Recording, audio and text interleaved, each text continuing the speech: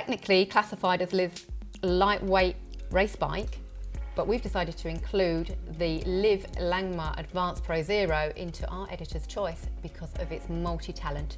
It's not just a lightweight climbing bike, it's at home in the sprint, it's an aero bike, it's got everything.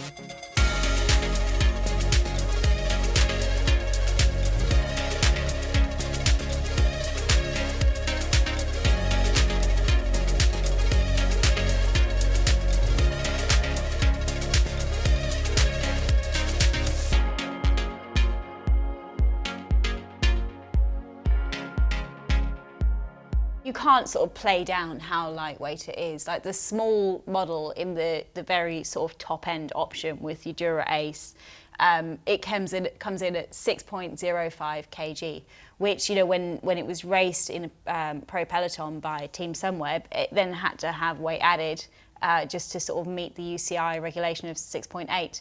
So, you know, it is a seriously lightweight bike, but Liv sort of, you know, they had their Avail, which is the endurance model, they had their aero model, which was the Envy, so it had a big hole to plug, didn't it? I mean, you need a lightweight bike. Absolutely, now. and it's plugged it well. This particular model is second in the range, and it comes in at 6.86 kilos, so that's what, 60 grams over the kind of the minimal weight for UCI. So at 4,299, that's a whole lot of kind of, well, whole little lightweight bike that is available. Before we go on and talk about some of the technology that is within this frame, I mean, the elephant in the room is that it's a women's specific bike, and that is not something that everybody is looking for.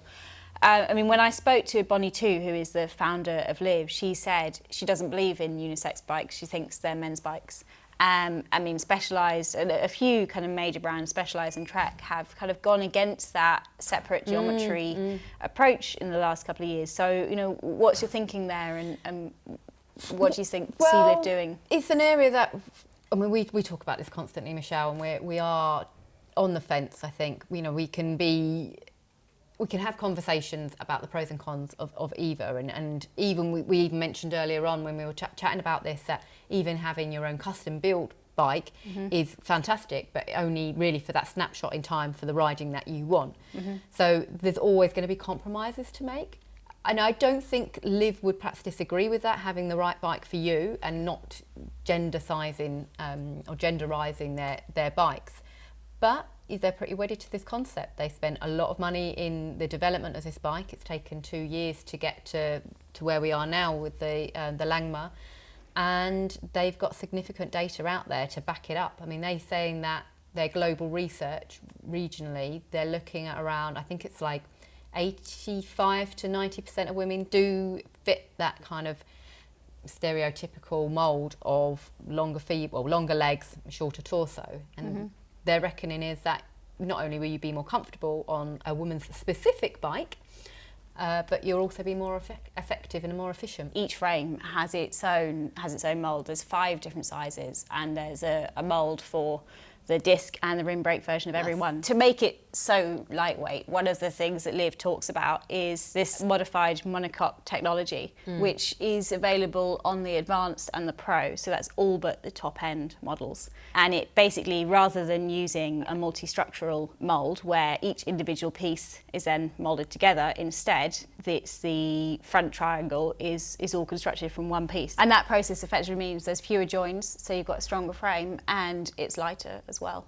It is both their lightest bike across Liv and Giant, and they reckon the lightest production women's bike available on the market. That's the case, isn't it? But it's not just about being the lightest bike, as we've said. But as cyclists, we do like to pigeonhole things. We like to call ourselves climbers, we like to call ourselves sprinters, and we like to categorise our bikes. And it's hard to not categorise it, but it's impossible, because like I said earlier on, it does everything really well. I'm a bit of a cynic when it comes to marketing blurb, and when someone says something does everything, I immediately try and drill in and find the weakness, but it wasn't there. I mean, you've got things that the Liv design team have done around like the bottom bracket area. In bolstering that, they've gone with a press fit bottom bracket. That's an area on the bike they felt they wanted to really stiffen up and really ensure that was capable of kind of taking every pedal revolution and not losing anything in flex at all. And And I suppose just to really highlight that is looking at Team Sunweb. I know they've worked really closely with the Liv guys in the development of the Langma. But you just look at their results from this year alone. They've won, take Corinne Riviera. Yeah, she won the American national title on it. She won the women's tour on the Langma. So yeah, it's kind of result proven. She is a thoroughbred sprinter. And absolutely. For someone like her to say, yeah, I can sprint on this bike, I think for us to say that. Absolutely, yeah. And you also get, it's the power core bottom bracket that you get across Liv's Giant's range as well, and you get the Overdrive 2 steerer, don't you, which are both all about stiffness. Very much so. So those areas that you mention are about the stiffness, but they also pick up actually onto the, as Simon Lewis would say, the aero trinkets that the bike also features. So we've got the, I suppose like the whole front end is really cleaned up. They mentioned like the comparison to the TCR of old, and they're saying how much cleaner like the junction between the head tube, the top tube and the down tube is, that it's really got those clean lines. The tubing they've used, you were saying it's parabolic system, yeah. So it really nicely kind of draws that airflow in and keeps it attached to the bike, because that's what you want to do to really keep the reduce the drag. As soon as that wind flow lets go, that's when you're starting to get drag. The flux stem, that was a direct kind of like contribution or involvement with the team. They wanted something a lot more, that was a lot stiffer and a lot more aero than the previous kind of cockpit setup they had. And I think it says something like 1.75 watts, which seems really minor, but these guys are, when they're coming into the finish line, it's literally, that's when those kind of like millimetres of difference are making such a big difference. So there's, direct team involvement right there. Mm-hmm. Yeah, you want every bit that you can get at that point, so if you can save some millimetres and some watts. Okay, so moving on to the spec. Sort of perhaps controversially, we've chosen the Ultegra model as opposed to the very top-end Dura Ace. But, Ultegra has seen massive updates this year. Absolutely, we can't fault it. We've seen it several times this year on various different bike models, and it actually has its own place in this year's Editor's Choice, because we just love it. It's just... why would you not want Ultegra Di2? Any of the issues that we perhaps had previously seen on it have now been resolved. It has that affirmative kind of clunk when you click down. It uses so many of the Dura-Ace Di2 kind of technology carryovers now that the gap between the two is minor. It just, from a price point, this is the only way to go. Yeah, and one thing worth noting, for your just over $4,000, you're also getting a power meter, which, if you were to go out and buy a bike and buy a power meter on top, you could well be dropping $1,000. Absolutely, yeah, and probably doing away with a decent chain set, or having to get some very expensive pedals. What I really like about this power meter is not having any vulnerable water entry aspects on there.